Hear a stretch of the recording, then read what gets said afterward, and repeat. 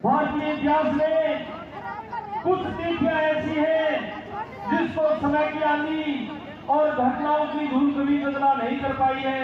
ऐसी तिथियों में आज का ये 26 जनवरी का पर्व भारतीय इतिहास में सदा के लिए स्वर्णिम अक्षरों में अंकित हो गए।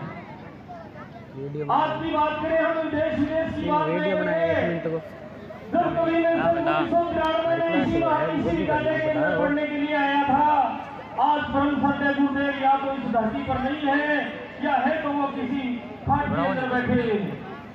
सन 1993 में कॉमर्स में मैंने इस विद्यालय को टॉप किया था। इसके बाद मैंने 17 साल अध्ययन छोड़ दिया। अध्ययन छोड़ने के बाद में पुनः मैंने पढ़ना शुरू किया और आज मैं एमएड बीएड क्लास का स्टूडेंट बन गया हूँ। तो आपके सामने उदाहरण है कि पढ़ने की कोई उम्र नहीं होती। दूसरी बात साथियों, सावा के जो मंच पर जो लोग बैठे हैं, मैं उन्हें नमन करता हूं कि आपको सावा की धरती की बड़ी जरूरत है। आज सावा के अंदर विभिन्न प्रकार की शिक्षण संस्थाएं हैं। सावा का अनुमान देखते रहे, इसकी जगह पर बहुत ज्यादा बड़ी बड़ी शिक्षण संस्थाएं अंतरित हुई हैं। इसके लिए आप लोगों का विश्वास है। सावा कोई अकेला नहीं है, 27 गांवों का समूह है और सावा के ऊपर 27 गांवों की आंखें टिकी हुई है। कहीं कहीं अब अपेक्षा की आंखें आपका पीछा करती है। आप लोगों के विश्वास के कारण ही बाहर गांव की बालिकाएं यहाँ पढ़ने के लिए आती हैं और आप लोगों के विश्वास के कारण ही वो वापिस सुरक्षित लौट कर जाती है।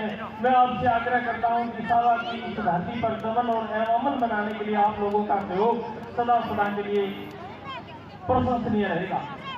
अब मैं यहाँ की बात करूं साथियों, सावा के अंदर आज माननीय रणबीर जी ढाका को मैं धरती के ऊपर, सावा की धरती के ऊपर आपको सबसे बड़े भामाशाह मिले हैं माननीय गुमानी राम जी दासान, जिन्होंने सावा की सूरत और सीरत दोनों को बदल दिया है। इसलिए मैं उनको शीश झुकाता हूँ और फरियाद करता हूँ कि आने वाले समय में ऐसे भामाशाह सावा की धरती पर पैदा हो।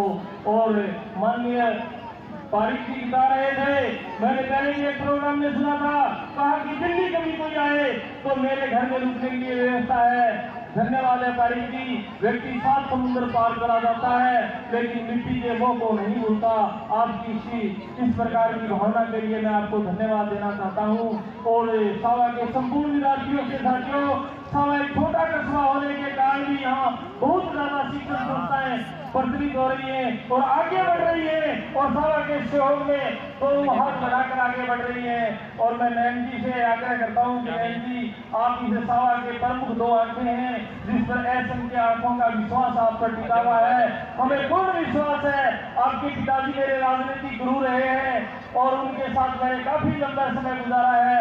आपसे भी ऐसी अपेक्षा करता हूँ कि सावा की धरती पर कोई ऐसा कलंक का धब्बा न लगे और सावा आज की तरह बढ़ता है। धन्यवाद सावा।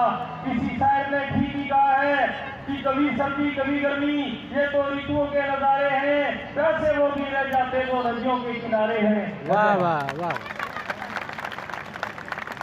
लहराया है तो उनको बार बार धन्यवाद देना चाहता हूँ।